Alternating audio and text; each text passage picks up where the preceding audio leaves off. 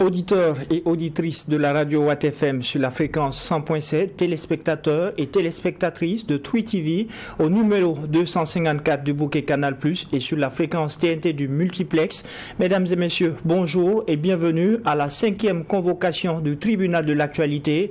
Comme à chaque audience, je suis en compagnie des juges au siège et pour ce matin, je serai avec le juge Bougma. Bonjour à vous, juge Bougma. Oui, bonjour, président Kaboré, bonjour, madame, messieurs. Pour cette 5e et dernière convocation de la semaine, le tribunal de l'actualité reçoit pour vous Louis Modeste Ouedraogo. Il est juriste, expert conseil et chargé de mission au sein du Conseil supérieur de la communication CSC. Et avec lui, il sera question de l'adoption par le gouvernement de l'avant-projet de loi organique portant attribution, composition, organisation et fonctionnement du Conseil supérieur de la communication. Bonjour et bienvenue à la barre du tribunal. Bonjour, Monsieur le Président. Sur ce, je convoque à présent les avant-propos.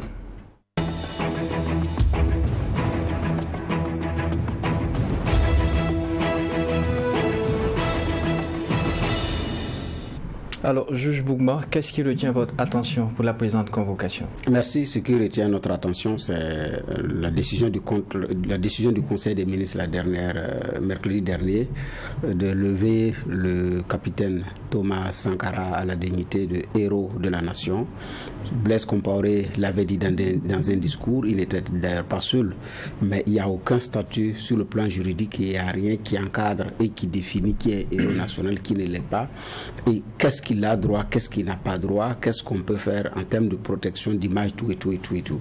Bon, donc, on ne l'avait pas. Donc, il n'y avait pas de contenu en tant que tel. Ça a été aussi la bataille de plusieurs organisations de défense des droits humains, de plusieurs personnalités qui étaient convaincues qu'il fallait définir clairement ce que ça veut dire héros de la nation et comment d'ailleurs on y accède. Donc, maintenant là, la décision qui a été prise, c'est pour se conformer à ce qui avait été pris en juin 2022, de créer les conditions pour l'élévation de quelqu'un au rang de héros de la nation.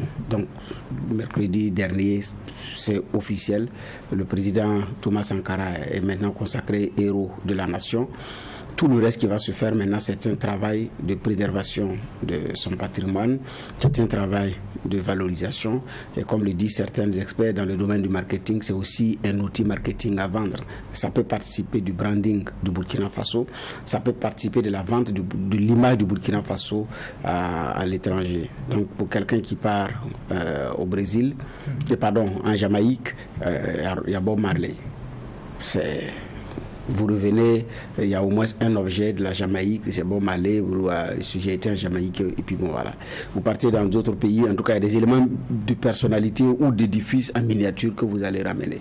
Donc ici, je pense qu'il y a un travail également de fond à faire parce que ça participe également de l'image du Burkina Faso. Donc, Blaise l'a dit, maintenant ça a été...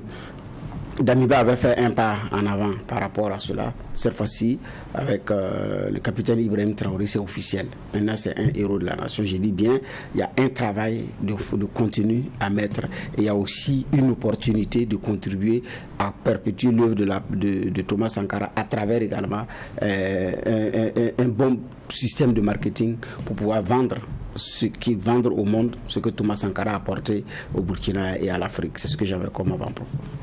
En Conseil des ministres, le gouvernement burkinabé a décidé de l'adoption d'un avant-projet de loi organique portant attribution, composition et fonctionnement du Conseil supérieur de la communication. Que comprendre sur cette réforme qui irrite déjà les organisations professionnelles des médias? C'est ce que nous allons essayer de comprendre ce matin.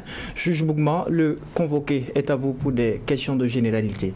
Merci. Alors, en général, quand on change, c'est que c'est pour améliorer, c'est que ça ne va pas. Mais dans les dispositions actuelles de la loi organique qui fondent le CSC, qu'est-ce qui ne va pas? Merci, monsieur le juge. Merci, monsieur le président. Bonjour à vos téléspectateurs et auditeurs. Alors, par rapport à la loi organique sur le Conseil supérieur de la communication, je voudrais déjà faire une clarification avant de revenir à votre question. Okay. C'est déjà de dire que au stade actuel, il ne s'agit pas de créer le CSC, parce que j'ai vu donc des commentaires sur Internet qui parlent de création du Conseil supérieur de la communication. Le Conseil supérieur de la communication a déjà été créé à travers l'article 160.3 de la Constitution. Et le point 4 renvoie une loi organique pour son organisation et son fonctionnement. Voilà pourquoi il y a une loi organique qui, en tout cas, se prépare à être adoptée. Deuxièmement, il faut préciser qu'à ce stade, nous ne sommes pas d'abord en face d'une loi. Il s'agit d'un projet de loi. Voilà. Donc, c'est pour vous dire qu'il y a d'autres étapes qui vont suivre. Et en tout cas, beaucoup de choses peuvent intervenir. Donc, quand je vois souvent des commentaires sur le projet de loi qui vient d'être adopté par le gouvernement, c'est comme si c'était une loi qui était déjà en vigueur, alors que ce n'est pas le cas. Donc, il reste combien d'étapes pour que ce soit une loi? Voilà, la prochaine étape, c'est la transmission du projet de loi à l'Assemblée nationale. Oui, puisque ça a même été déjà autorisé de transmettre à l'Assemblée nationale. Oui, mais c'est maintenant l'agent de liaison qui va les déposer. Donc, c'est la dernière étape avant que ça devienne une loi. Non, ce n'est pas la dernière étape, puisqu'il s'agit d'une loi organique. Donc, à l'Assemblée nationale, il y aura toute la procédure et qui va en tout cas être mise en branle pour son adoption donc, en plénière. Et dès que ce projet de loi sera adopté par l'Assemblée nationale, ça deviendra une loi. Et la loi n'est pas encore en vigueur. Comme c'est une loi organique, elle sera transmise au président du Conseil constitutionnel, donc au Conseil constitutionnel, pour un contrôle de constitutionnalité, puisque c'est une loi organique, et ça c'est obligatoire. Et après cela, si le Conseil constitutionnel estime que cette loi organique n'a pas de disposition dérogatoire à la Constitution, ne déroge pas à la Constitution, disposition contraire à la Constitution, alors cette loi sera transmise au président du FASO pour être promulguée dans les 21 jours. Et en cas d'urgence, ce délai peut être amené à 8 jours. Donc il reste trois étapes à faire. Bon, en tout cas, oui, il reste des étapes. Trois petites étapes. Je pense de mon point de vue que tout le gros boulot a été fait. Donc ce qui reste maintenant, c'est la célérité dans le traitement. C'est peut-être ça. Non, on ne peut jamais présager donc, du contenu final d'une loi jusqu'à son adoption. Et même au moment de la promulgation, le président du FASO n'est pas tenu de promulguer systématiquement la loi. Il peut demander une relecture de la loi. Voilà. Donc là, tout ça, c'est des possibilités. Là, vous me faites sourire parce que ça risque n'est pas arrivé. Dans ce contexte-là, c'est... non, bon, pour être réaliste, oui. Est-ce que vous voyez qu'il y aurait réellement grand changement dans ce que nous avons vu? Alors, c'est difficile d'entrevoir ce qui va arriver. Non, le réalisme, ici, moi, je ne peux pas véritablement vous dire ce qui se passera à l'Assemblée nationale, puisque l'Assemblée va écouter donc tous les acteurs intéressés. Et l'Assemblée est souveraine, et elle peut apporter des changements, des évolutions dans la loi. Donc, sur cette base, je ne peux pas vous dire ce qui ressortira de l'Assemblée. D'accord, mais déjà pour comprendre, quelles sont les motivations ayant prévalu à la prise de ce projet de loi? Alors, il faut noter que la réforme, donc la relecture de la loi organique sur les CSC s'inscrit dans une vaste réforme. Voilà, parce que quand les gens présentent cela, c'est comme si c'était véritablement en fait un focus sur le Conseil supérieur de la communication. On veut réformer les noms. Ça s'inscrit dans une vaste réforme du droit de la communication au Burkina Faso, comme celle qu'on a connue en 2013 avec la loi organique 015, c'est la loi actuelle qui régit le CSC, et en 2015 avec les 3 lois sur la presse. Donc, c'était nécessaire de réformer le droit de la communication à ce moment. Et vous avez suivi que, par la suite, la pratique a révélé beaucoup d'insuffisances et il y a eu, en tout cas, des changements induits par l'évolution technologique. Et il fallait actuellement, en tout cas, relire les lois sur la presse. Et c'est ce que les autorités ont commencé avec les 3 lois sur la presse. Et je pense que toutes les OPM et les acteurs intéressés ont été associés donc à cette relecture des 3 lois sur la presse. Vous voyez que c'est un processus. Alors, comment lire des lois sur la presse pour réformer le droit de la communication sans penser à la régulation? Parce que c'est la régulation de la communication qui fait tenir les choses dans le secteur. Donc, il était tout à fait normal qu'après, c'est vrai que ces lois n'ont pas encore été adoptées, mais il y a eu quand même des travaux qui ont été menés au sein du ministère de la Communication associant les différents acteurs. Donc, la relecture de la loi sur les CEC s'inscrit dans cette vaste réforme du droit de la communication au Burkina Faso.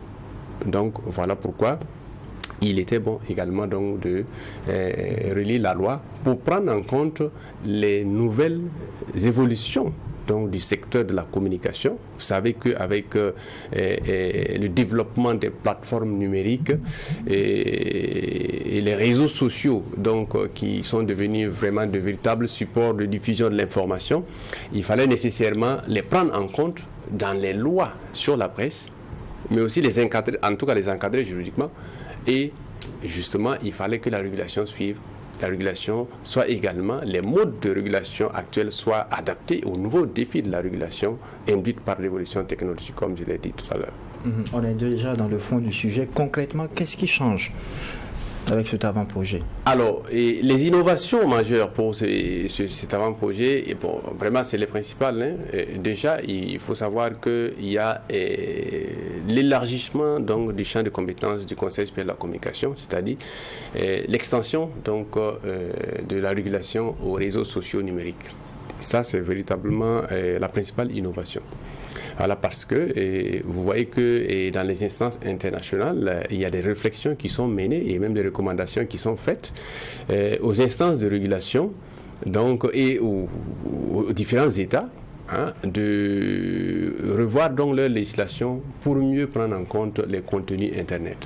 Alors, c'est peut-être prétentieux de penser pouvoir réguler tous les contenus Internet, mais ce serait vraiment regrettable de ne rien faire. Quand on regarde donc la capacité de nuisance donc, de certains contenus sur Internet. Donc, et même que les grands opérateurs de plateformes numériques recommandent également aux États de faire quelque chose pour les accompagner dans leurs efforts donc, de régulation, d'autorégulation donc, de ces contenus Internet. Donc, il était tout à fait normal que le Burkina Faso étende donc le champ donc, de la régulation aux réseaux sociaux numériques, et c'est ce qui a été proposé au niveau donc, du projet de loi. Deuxième innovation, il y a le fait que le Conseil supérieur de la communication a eu de nouvelles attributions. Et par rapport donc à la mise en œuvre donc du droit d'accès à l'information publique et aux documents administratifs. Vous savez que l'ANAIP qui avait été proposée, donc créée du moins dans la loi 051, n'a jamais vu le jour. Et actuellement, le Conseil supérieur de la communication est saisi donc, par, en tout cas, les différents acteurs de la communication pour se plaindre de ce qu'on leur a refusé l'exercice de leur droit d'accès à l'information publique et aux documents administratifs.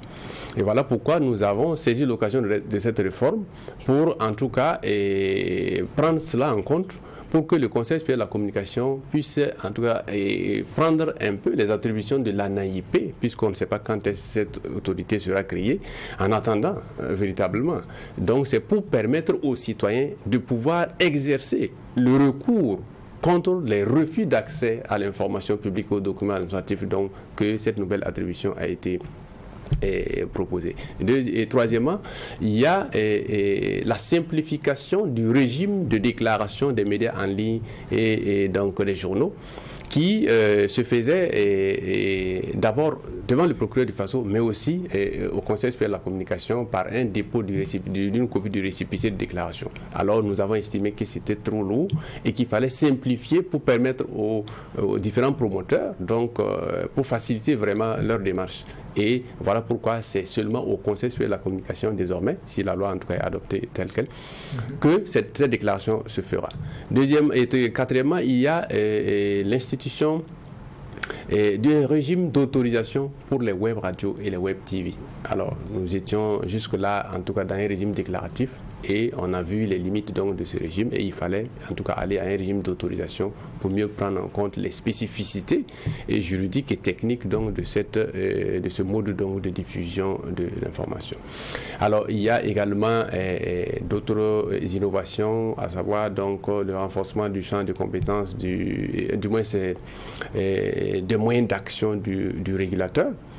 pour non seulement permettre donc de renforcer les ressources du régulateur, donc son indépendance fonctionnelle, mais aussi donc le mettre carrément à l'abri donc de certains aléas. Il y a également la désignation et la nomination du président du Conseil supérieur de la communication par le président du FASO directement. Ça veut dire que cette réforme va abandonner le mode d'élection donc par ses pairs. Voilà, pour en tout cas revenir donc à la désignation directe, à la nomination directe du président du CEC par le président du FASO. Et cela également a été rendu nécessaire, donc parce que les dispositions qui consacraient donc ce mode d'élection ont montré toutes leurs limites à l'aune de la pratique. Et nous qui avions été depuis longtemps donc au début donc de cette réforme, parce qu'il faut le préciser, avant 2013, il y avait donc la nomination directe du président du CEC par le président du FASO. Et c'est à partir de 2013 que nous avons en tout cas instauré donc proposé cette réforme-là qui a été acceptée par les autorités de l'époque. Mais la pratique a révélé d'énormes limites. Et voilà pourquoi le gouvernement a estimé qu'il fallait donc revenir donc à la désignation directe du président et à la nomination directe du président par le président du FASO. Et le vice-président? Et le vice-président est désigné par le président du CEC. Okay, il désigne son vice-président qu'ils n'ont pas arrêté. D'accord. Donc, on a écouté les différents points de changement. Il y a la régulation au niveau des réseaux sociaux. Il faut voir combien pour être suivi comme un média. Alors, combien de followers, comme on le dit. Alors, actuellement, comme ce n'est pas encore une loi, sa disposition actuelle. Actuellement, c'est 5 000. C'est-à-dire, si vous êtes un blogueur, un activiste des réseaux sociaux, en tout cas un influenceur, si vous avez en tout cas au moins 5 000 followers, en tout cas, vous serez régulé comme un média. D'accord. Ok. Maintenant, pour revenir à la, comment on appelle ça, vous dites que l'élection du président a révélé toutes ses limites. Ça prend combien de tentatives? C'est d'une seule tentative. Puisque je pense que l'élection a commencé avec Mathias Tankwano, qui était président et qui est parti. Il y a eu maintenant la désignation du nouveau président et le match s'est joué entre M. Bamogo et Mme Bougaïré. L'affaire est allée jusqu'en justice. C'est ça qui a révélé toutes ses limites après une seule tentative. Non, malheureusement, c'est parce que l'autre est passé, l'autre n'a pas eu d'accroc. Oui, en fait, la vérité est que ce n'était pas la première tentative. La première mise en œuvre donc, du système de désignation par élection est intervenue en 2014, après l'adoption de la loi de 2013, la loi organique sur les CEC de 2013. Et en 2014, il y a eu l'élection de Nathalie Somé comme présidente du Conseil supérieur de la communication. Donc le système d'élection a commencé en 2014 avec l'élection de Mme Nathalie Somé. Alors, ça a révélé des limites. Les limites, c'était quoi? Alors, premièrement, à la fin de l'élection, il y avait une bipolarisation du collège. Le collège était divisé en deux camps. J'étais témoin, on ne m'a pas raconté, j'ai vécu cela. Voilà. Et même dans ma chair, je l'ai vécu. Il y avait deux camps. Et jusqu'à ce qu'on mette fin à leur mandat.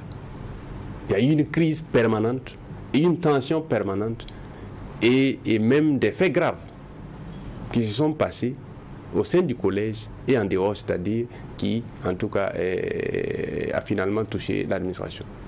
Donc, et c'est le système d'élection qui a amené ça. Sinon, nous, on était au CEC depuis 2007.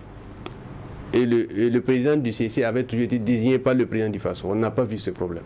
Mais on s'est dit que peut-être que, bon, vraiment, c'est par accident que, voilà, des gens ne se sont pas entendus au sein du collège, donc on n'a pas remis directement en cause le système d'élection. Et on est arrivé en 2018. Quand on a mis fin au mandat donc, de ce collège-là, il y a eu donc le collège dirigé par Tankwano qui est arrivé. Donc. Et à ce niveau, je regrette de vous le dire, peut-être que vous le savez déjà, il n'y a pas eu élection. Il n'y a pas eu élection. C'était consensuel. Voilà, c'était consensuel. Mais pourquoi écrire dans une loi que le président sera élu et après, on passe par un consensus pour élire le président? Non, pour désigner le président. La question c'est, est-ce que le collège a la liberté en son sein, quand il s'agit de désigner le président, de s'entendre sur un mot de désignation, puisque le consensus également c'est un mot de désignation. Non, je ne pense pas. Non, je vous pose la question. Non, puisque... C'est pas prévu? Non, c'est pas prévu. Mais pourquoi vous ne l'aviez pas dénoncé en son temps?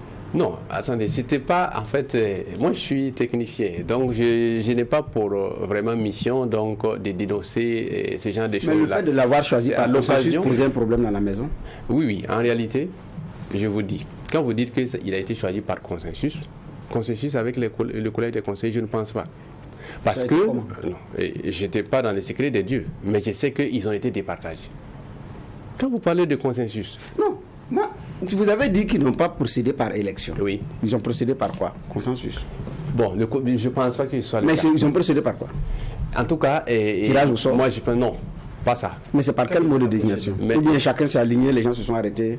Non, parce que ça a été sur quel mot de désignation? Et moi, je pense que les autorités ont dû trancher. Ont dû trancher? Oui. Bon. En faveur de l'un ou de l'autre, en tout cas. Donc le collège n'avait pas eu ce mot à dire sur la désignation de M. Tankwano? Je ne pense pas. Les gens se sont rangés. C'est ça où vous ne savez pas. Parce que vous dites que vous ne pensez pas, vous êtes technicien, vous dites que c'est pas... Je n'y étais pas consensus. Je n'y étais pas, mais vous savez, ce qui se passe souvent dans les couloirs... Vous êtes à la maison depuis 2000 combien? Depuis 2007. Voilà, 2007, 2018, ça combien d'années? C'est beaucoup d'années. Alors donc ça veut dire que vous étiez au courant. Maintenant, si vous ne voulez pas partager ça sur le plateau, ça on vous concède cette liberté. Non, moi je sais seulement qu'ils ont été départagés. Et le constat d'après, vous allez me comprendre, le constat d'après est que on sentait carrément que le collège n'était pas homogène. Oui, et après donc le départ donc, du président Tankwano, vous avez vu la suite. Est-ce que vous avez senti la collégialité? La suite, on la connaît, monsieur. Ok. Monsieur, voilà. Monsieur Ouedraogo. Oui. La suite, c'est qu'il y a des candidatures. Ils sont allés en compétition, ce qui est normal. Oui, donc... Ils sont allés aux élections, ce qui est normal. Il y en a qui ont été battus, il y en a qui ont estimé que ce n'était pas la régulière, qui ont essayé en justice. Ça aussi, c'est le principe de la démocratie, il faut l'accepter. Même l'élection présidentielle... Oui. Il y a des contestations, on part devant le juge pour trancher. Donc moi je ne vois pas où se trouve le problème. Oui. Dès lors que les dispositions permettent cela, moi je n'ai pas de problème avec. C'est quand quelqu'un ne veut pas se plier maintenant à la volonté de la démocratie ou de la justice que ça pose problème. Sinon il n'y a pas de problème.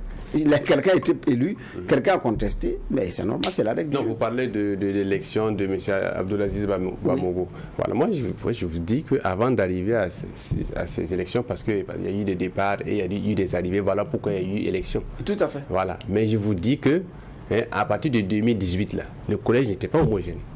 C'est-à-dire que la collégialité dont on rêvait par l'instauration du système d'élection là, elle n'a pas été au rendez-vous. Ça, je vous le dis.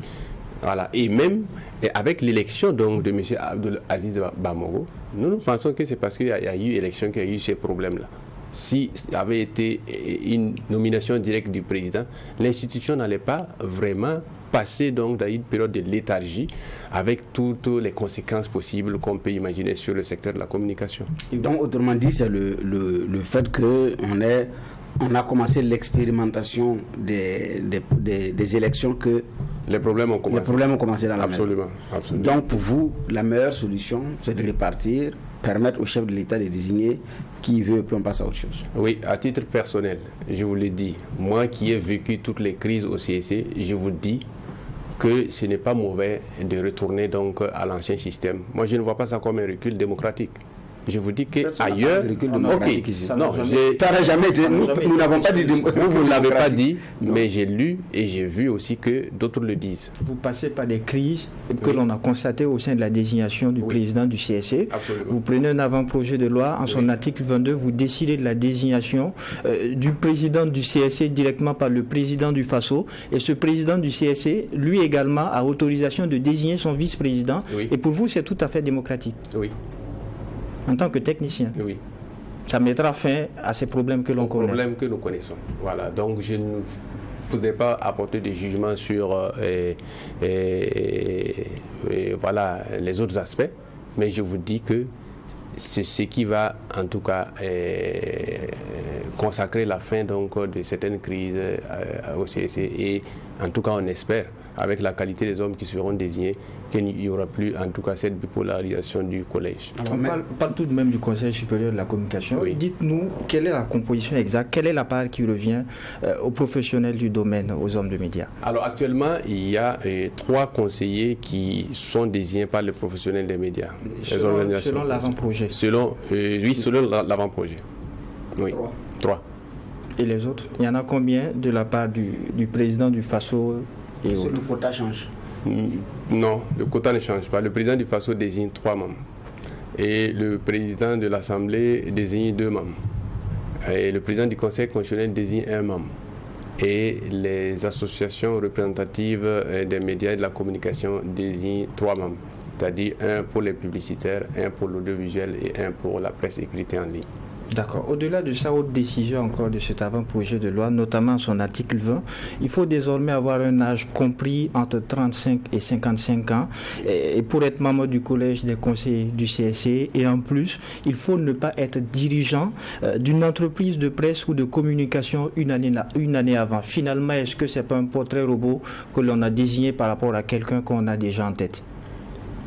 Oh, je ne pense pas, parce que je pense que, vous savez, la fonction de conseiller exige quand même un certain nombre de préalables et de garde-fous juridiques, c'est-à-dire des incompatibilités et des interdictions. Donc, maintenant, pour le principe, il faut savoir que ça existe partout ailleurs. Qu'on mette des incompatibilités pour la fonction de conseiller et des interdictions. Quand tu es conseiller, il t'interdit certaines professions, l'exercice de certaines professions. Selon l'ancienne réglementation, dès que tu faisais partie des conseillers, immédiatement tu démissionnais de ton poste. Alors, et si le gouvernement est revenu sur ça, c'est-à-dire ajouter quelques autres aspects, c'est peut-être qu'il y a eu donc des limites donc à l'actuelle disposition. Et je pense que l'objectif principal ici, c'est d'éviter les conflits d'intérêts. Parce que si quelqu'un, en tout cas, est dirigeant d'une entreprise de communication et maintenant il se retrouve régulateur, vous voyez qu'il lui sera totalement humainement difficile de se détacher de sa chose, entre griffes.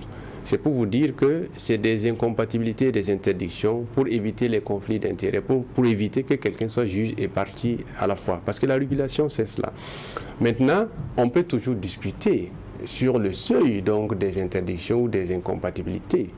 Sinon, pour la légitimité et le bien fondé, on ne peut pas vraiment, en tout cas, refuser cela. C'est tout à fait normal et ça existe ailleurs également. Et quand vous parlez du bien fondé qui tire souvent sa source de l'expérience et vous limitez à 55 ans, il y a une bonne partie de personnes expérimentées du milieu que vous êtes en train d'exclure. Alors, vous savez que tout le monde ne peut pas véritablement occuper donc, de hautes fonctions pour servir l'État. C'est-à-dire que quand je dis tout le monde, parce qu'il n'y a pas de poste pour tout le monde. C'est pour vous dire qu'il y a des compétences, malheureusement, qu'on ne va pas utiliser ou qu'on ne va pas utiliser assez. Mais nous estimons, à titre personnel, que 55 ans, on ne peut pas dire que quelqu'un qui a 55 ans n'a pas assez d'expérience ou est encore jeune. Parce que, vous savez, l'âge plancher, c'est 35 ans. On estime que pour être conseiller, si tu as 35 ans, et tu as 10 ans d'expérience professionnelle dans ton domaine, tu peux être conseiller ou conseiller de la communication. Parce que c'est une haute fonction. Et on a estimé également qu'à 55 ans, on peut toujours servir l'État pour un mandat de 5 ans et en tout cas peut-être vous finirez votre mandat à 60 ans. Mais aller au-delà, c'est également, en tout cas, n'est pas vraiment s'assurer donc de la disponibilité pleine et entière. Parce que vous savez qu'au départ, les conseillers n'étaient pas permanents au CSC. Quand je vous parle de certaines choses, je fais partie de ceux qui ont porté la réforme de 2013. Et j'ai même moi-même défendu l'instauration du système d'élection du président. Oui, je l'ai porté, j'étais directeur des affaires juridiques. Et c'est aujourd'hui moi-même qui dis que nous ne sommes pas encore prêts pour ça. Et pour le plafond... Vous allez revenir après sur ça? Non, j'ai dit nous ne sommes pas... Je ne suis pas le gouvernement.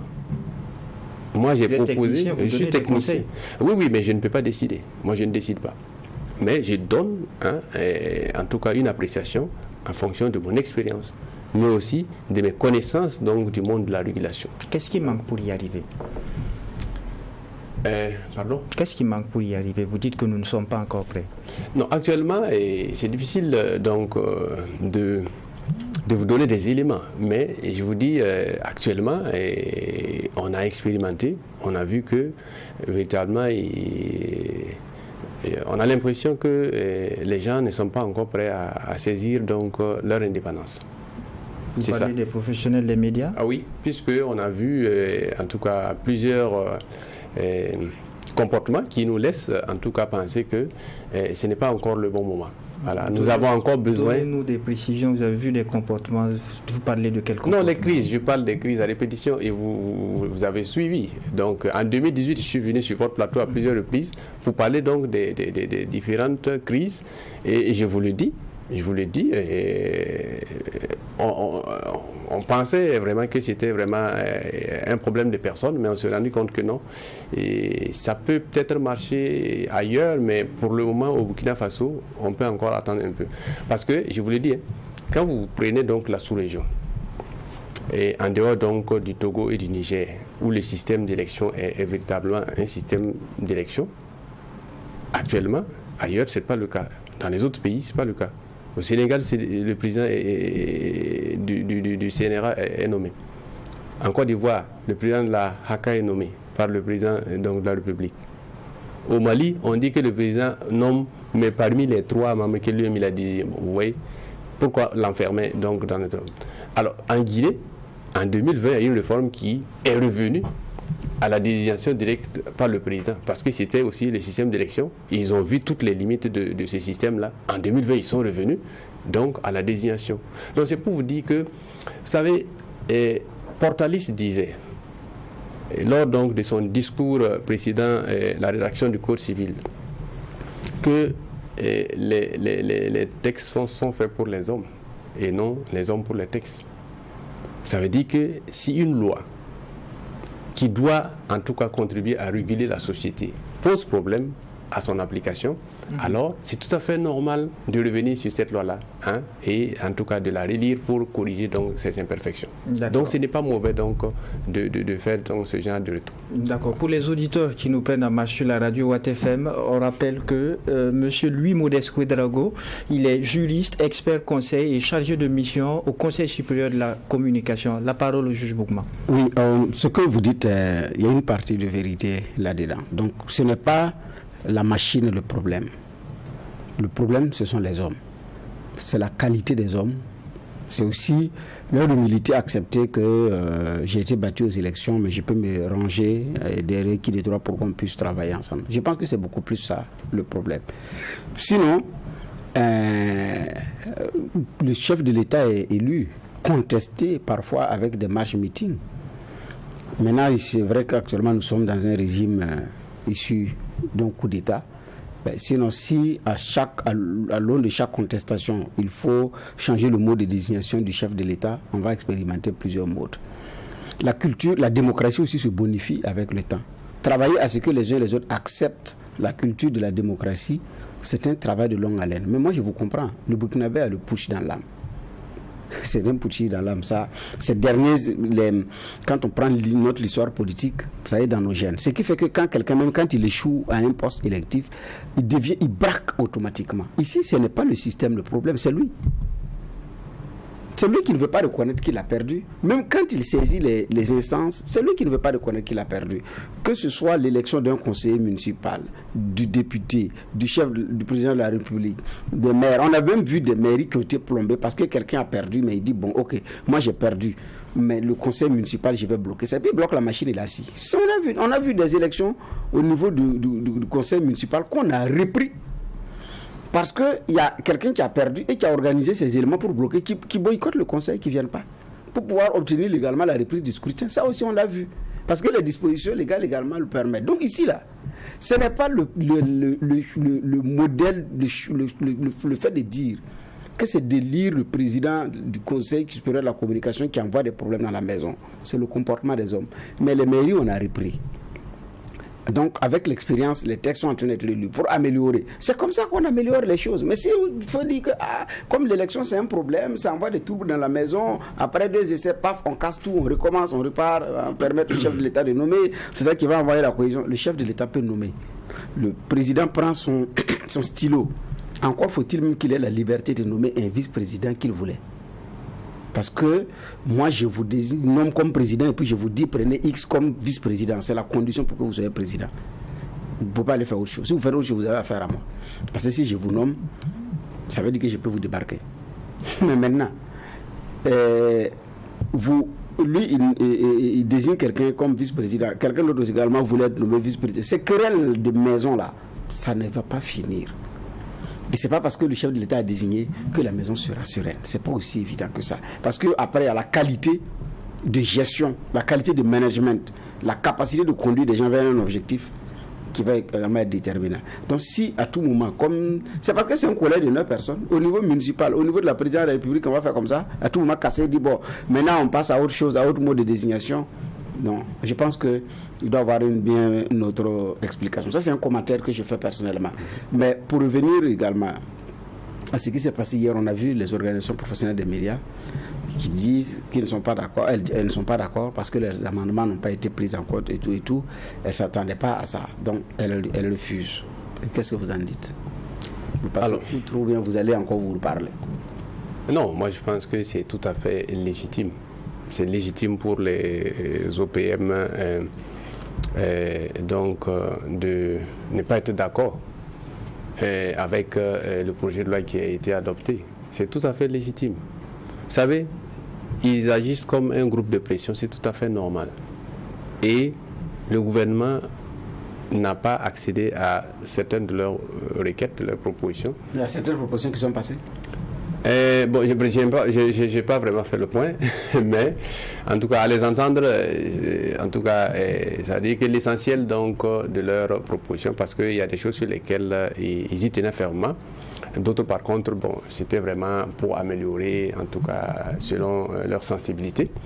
Sinon, je sais que, par exemple, les OPM, lors des débats, ont été clairs.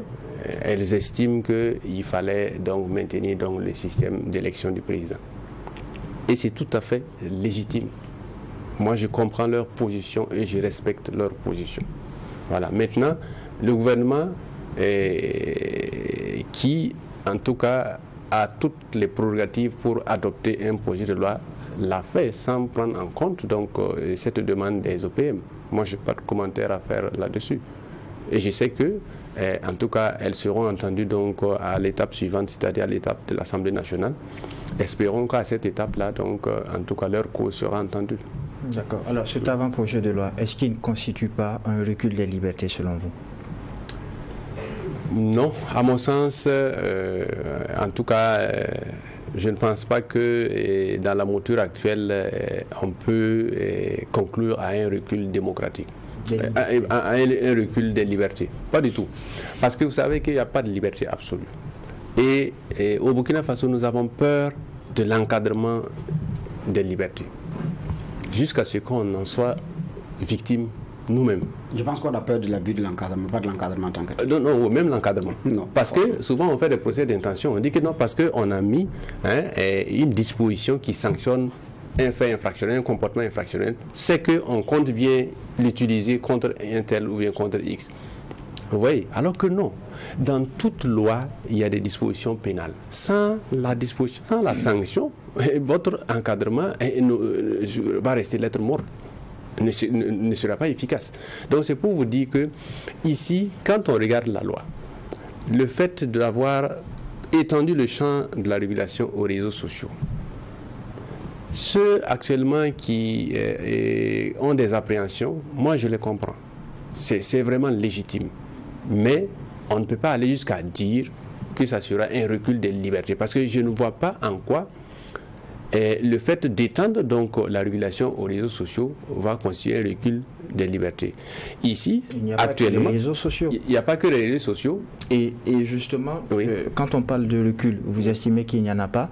Allons au niveau de l'article 59 portant procédure de contrôle, où il est dit que les agents du CSC et les experts mandatés par lui peuvent accéder aux locaux, terrains ou moyens de transport à usage professionnel utilisés par les entreprises du secteur de la communication. Et alinéa 3, il est dit recueillir sur entretien les renseignements et justifications nécessaires. Oui, mais cette disposition, vous conviendrez avec moi, n'est pas véritablement quelque chose sur lequel on peut s'appuyer pour, en tout cas... de la protection des sources du journaliste. Oui, la loi consacre la protection des sources du journaliste. Et cette disposition permet au Conseil supérieur de la communication de renforcer le contrôle des médias. Le contrôle sur les terrains. Non, ce n'est pas suffisant.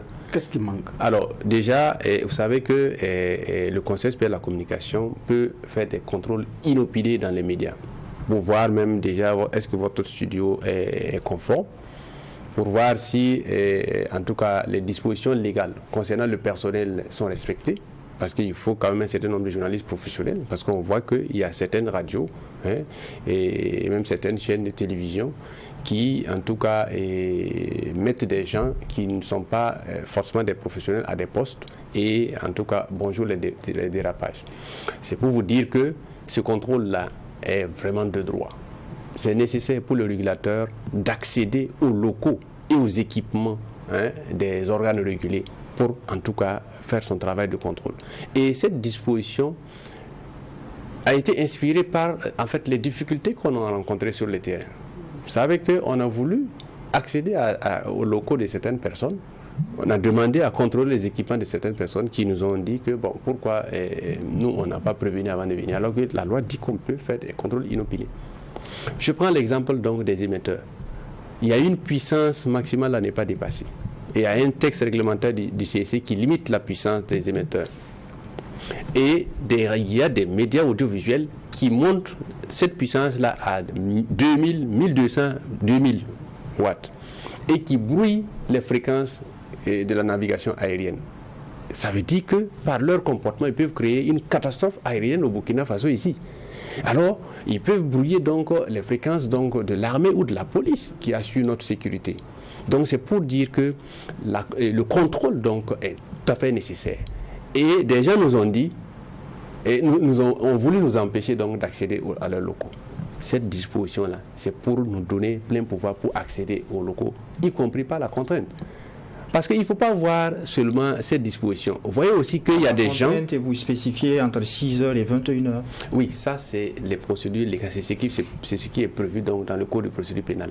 Et tout ce qu'on va faire, ça sera sous le contrôle du procureur. En fait, voilà pourquoi je vous dis qu'il y a des garde-fous juridiques qui existent. Et le régulateur ne pourra pas abuser donc de ses prérogatives. Alors, quand avec ces nouvelles dispositions, le CSC va vraiment porter son label de gendarme de médias, de gendarme des médias. C'est vous qui le dites, hein, c'est pas moi qui le dis, c'est maintenant que la gendarmérisation va commencer. Et ça, au moins, à l'application, ça va être clair. Parce que tel que je vous écoute, et quand je vous regarde parler, et je vous entends parler aussi, on est parti pour une gendarmérisation du CSC. Et à l'application, vous allez venir me dire que, M. Bouma, vous aviez raison. Même si ce matin, vous savez que j'ai raison, à l'application, au moins, on aura des faits pour corroborer ce que je suis en train de dire. Mais qu'est-ce qui est reproché réellement? Le vrai problème, il est où? Pourquoi on en arrive à ce niveau-là? Par rapport à la disposition citée? Par rapport à tout ça, oui. Le vrai problème, il est où? Non, je vous dis qu'on a eu du mal à accéder à des locaux. Et des gens nous ont reproché de venir sans prévenir. Alors que, mais après explication, vous n'avez pas pu accéder aux locaux? Non. On n'a pas pu accéder à certains équipements. Ça nous a été refusé. Bon, il y en a quand ils sentent qu'on est là, ils ferment la clé, ils mettent ça sous le paillasson. Ça fait combien de médias? Je ne peux pas vous dire le nombre, ni préciser les médias fautifs. Mais les derniers faits en date de quand? Moins de 2 ans. Moins de 2 ans. À Ouagadougou ou hors de Ouagadougou? Et à Ouagadougou. Hors de Ouagadougou même c'est grave. Parce qu'ils nous voient arriver. Voilà, ils nous voient arriver et ils ont tous les moyens pour échapper au contrôle. Voilà, c'est ça. Et à Ouagadougou, Et on nous reproche, on nous dit clairement que bon, il y en a qui ne collaborent pas, je vous l'ai dit tout simplement. Il y en a qui collaborent. Il y a des mots. Tu dis, il y a combien de médias qui ne collaborent pas? Parce que c'est très important pour nous de savoir. Même s'il s'agit d'un seul média qui ne collabore pas, cette disposition a tout son sens. Vous dites même si. Oui, parce que demain, il peut dépasser... Monsieur Ouedraogo, ma question est précise. Si, je sais. Monsieur Ouedraogo, ma question est précise. Non, je ne vais pas stigmatiser... Je n'ai pas dit de citer, j'ai dit sur 10, il y a combien à Ouagadougou qui n'acceptent pas?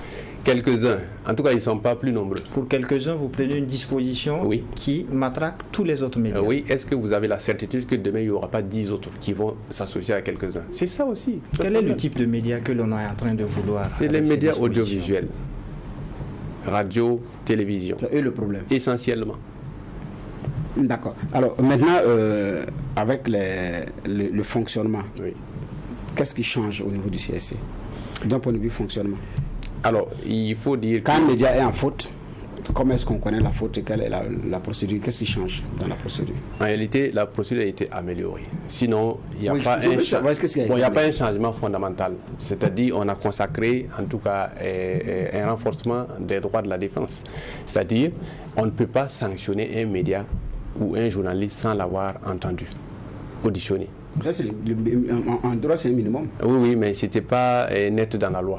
Donc on a renforcé cela pour garantir les droits de la défense. Voilà. Et vous savez qu'il y a des dispositions qui maintenant permettent de sanctionner directement un journaliste. Voilà. Peut-être que vous ne l'avez pas vu, mais ça existe maintenant. Ça a été vu. Voilà, parce qu'on a vu que c'était souvent trop facile pour les journalistes aussi, parce que l'essentiel des sanctions tombait sur les médias, alors qu'on n'a pas la garantie que c'est le promoteur ou les autres qui ont commis donc les journalistes donc à ce comportement fautif. Non, mais voilà pourquoi. Parce qu'en son temps, le principe est parti du fait qu'il y a un filtre, parce qu'il y a un chef de programme ou un directeur de publication qui est le dernier validateur avant que ça passe à l'antenne ou que ce soit publié. Bon, disons publié, soit que ce soit publié. Et donc, qui en dernier ressort est responsable du contenu. Et donc, le journaliste peut être sanctionné solidairement, mais c'est le premier responsable qui trinque. Oui, ça c'est la responsabilité en cascade. Oui, mais en plus, mais maintenant vous l'avez changé. Non, on ne l'a pas changé. C'est toujours en vigueur, mais en plus de ça, on peut sanctionner, par exemple, on peut suspendre un journaliste d'antenne. En tout cas, selon les nouvelles dispositions. Donc, c'est-à-dire qu'à partir de maintenant, vous êtes chroniqueur, et puis paf, c'est vous qui on dit, bon, vous êtes interdit de chronique, c'est ça? C'est ce que la nouvelle disposition vous permet de faire. Oui, ça sera apprécié, c'est au cas par cas. Mais justement, mais c'est au cas par cas, ça ne veut pas dire que c'est tout le coup. Absolument. Voyez-vous que j'ai raison quand je parle de gendarmérisation? Non, vous avez une appréhension. C'est pas une appréhension, c'est pas du tout de l'appréhension. Non, c'est une appréhension. Non, pas de l'appréhension. À la pratique, vous verrez. De toute façon, on se donne un niveau à la pratique. Il n'y a pas de souci. Tenant compte du contexte sociopolitique, c'est ça au moins c'est clair. Mais maintenant, en plus de cela, qu'est-ce qui change aussi? Alors, quelles sont les nouvelles compétences qui sont dévolues au Conseil supérieur de la communication? Alors, les nouvelles n'avaient pas. Les nouvelles compétences, c'est comme je vous l'ai dit. En termes ici de pouvoir du CSC. De pouvoir. Il n'y a pas grand-chose qui s'ajoute au pouvoir du CSC. Donc, allez-y. Voilà. Donc, je vais dire déjà, il y a l'extension donc de la régulation aux réseaux sociaux numériques. Ça, c'est vraiment essentiel, il faut le préciser. Deuxièmement, il y a le fait pour le CSC d'autoriser maintenant donc les web TV et les web radios. Et à le fait pour les CSC donc de constituer une institution donc qui pourra recevoir les recours donc en cas de refus d'accès à l'information publique et aux documents administratifs. Il y a également le pouvoir en fait la compétence contentieuse du Conseil supérieur de la communication qui a été précisée et renforcée, c'est-à-dire la compétence du régulateur en matière de règlement des litiges. Voilà, ça c'est véritablement important. C'est pour éviter que donc les différents acteurs du monde de la presse soient obligés toujours de se trimballer en justice, mais aient quand même la possibilité de recourir donc à une autorité administrative donc pour les questions de célérité donc et de disponibilité également pour pouvoir. Plus précis. Célérité, disponibilité, est-ce que vous pouvez être plus précis par rapport à ça? Vous savez que l'autorité administrative est plus qui est spécialisée est moins chargée que l'autorité judiciaire qui s'occupe de toutes les affaires de la société. Donc, si en plus donc, des affaires liées à un contentieux entre opérateurs de communication, il faut que ces autorités judiciaires gèrent donc les affaires pénales qui sont là, les affaires civiles et commerciales. Vous voyez que c'est quand même assez important. Voilà pourquoi souvent beaucoup se plaignent donc d'une certaine lenteur, même s'il y a eu quand même de l'amélioration avec les procédures de référé qui existent, mais c'est encore plus facile de saisir l'autorité administrative qui est spécialisée, qui n'existe que pour ça. Et c'est encore moins onéreux de saisir l'autorité administrative que l'autorité judiciaire. Parce que devant l'autorité judiciaire, vous serez, en tout cas, si vous voulez en tout cas être dans de bonnes dispositions, vous devez vous faire accompagner, assister par un avocat, alors que cela n'est pas vraiment obligatoire ou nécessaire donc, au niveau de l'autorité administrative. Alors, on a vu des médias burkinabés ou pas burkinabés fermés par le gouvernement. Alors, désormais, est-ce que c'est le CSC qui va le faire? Oui, quand vous dites désormais, est-ce que c'est le CSC qui va le faire? Avec l'avant-projet que nous avons. Oui, naturellement, vous savez que cet avant-projet-là, du moins c'est le projet, parce que ça a été adopté par le gouvernement, donc c'est un projet de loi. Si ce projet de loi est adopté, on va assister donc au renforcement donc, de l'assise du Conseil supérieur de la communication. Ça veut dire? Ça veut dire que le CSC aura beaucoup plus de moyens d'action. Voilà, pour asseoir donc une régulation ambitieuse de la société de l'information. Vous ne répondez pas à la question du juge. Oui. Ça peut aller jusqu'où? Ça peut aller jusqu'où, puisqu'on a assisté à la fermeture de certains médias par décision du gouvernement. Est-ce que le CSC pourra lui-même prendre une telle décision? Oui, absolument, absolument. En fonction de la gravité, il y a des dispositions qui, en tout cas, prévoient en tout cas les sanctions en cas de manquement. En fonction de la gravité, le CSC pourra apprécier et puis prendre les sanctions qui s'imposent. D'accord. Un dernier point, ces dispositions contenues dans l'avant-projet de loi s'appliqueront aux utilisateurs des réseaux sociaux, ceux qui auront tout au plus 5000 followers. Et dans le champ d'application, est-ce qu'on parle des utilisateurs des réseaux sociaux présents au Burkina, ou pour ceux qui sont à l'extérieur du Burkina, qui parlent du Burkina, qui sont burkinabés, qu'est-ce qui sera fait? Alors, vous savez que l'extraterritorialité du réseau Internet limite un peu l'efficacité des dispositifs juridiques internes. Donc ça ne concernera que ceux qui sont présents. Non, je n'ai pas dit que ça ne concerne pas. J'ai dit que ça limite l'efficacité.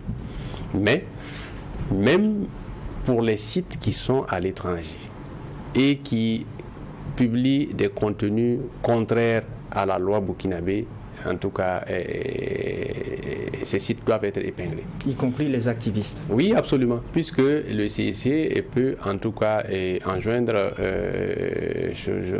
les opérateurs de plateforme, c'est-à-dire les prestataires techniques également, comme les hébergeurs ou encore les fournisseurs d'accès à Internet, de suspendre l'accès donc à certains sites qui diffuseraient des contenus inappropriés, ou encore à faire un déréférencement donc des adresses des sites là auprès des moteurs de recherche. Donc c'est tout à fait normal. Maintenant, je parle de limitation de l'efficacité parce que s'il faut, par exemple, contraindre physiquement la personne, vous voyez que là, c'est par la coopération judiciaire internationale qu'on peut intervenir. Voilà pourquoi je parle de limitation de l'efficacité. Sinon, on peut déjà par des moyens techniques ici, donc sur injonction donc du régulateur, demander aux opérateurs de bloquer l'accès à certains sites qui seraient donc des sites de propagande ou qui diffuseraient donc des fausses informations ou qui feraient de la subversion tout simplement. Dernière réaction, juge Bougma.